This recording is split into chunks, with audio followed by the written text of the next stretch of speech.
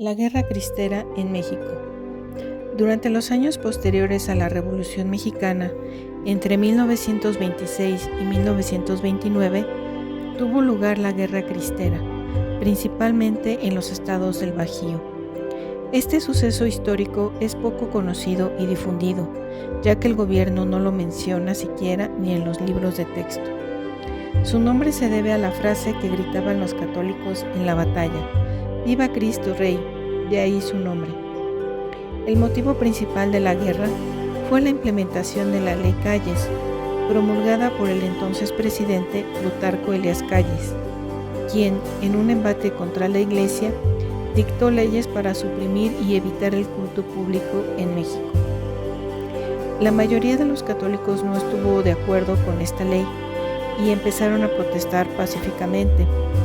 Hicieron boicots y juntaron 2 millones de firmas para evitar que se produjera tal injusticia.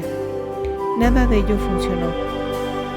La ley entró en vigor y el clero, viendo que no se podían hacer misas, suspendió el culto público.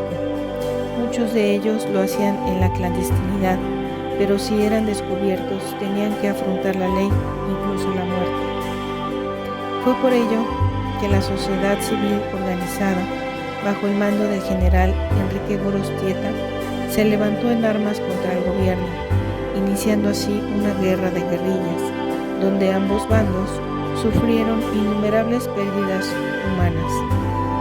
Durante la contienda se dieron numerosos casos de heroísmo, donde mujeres, hombres, niños, ancianos, familias enteras daban su vida por defender la fe.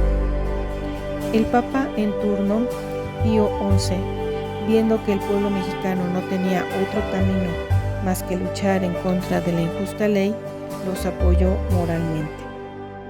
En el transcurso de la batalla se dieron muchos mártires, unos canonizados, otros todavía no. Entre los más conocidos están San José Sánchez del Río, el beato Miguel Agustín Pro y el beato Anacleto González Flores, entre otros.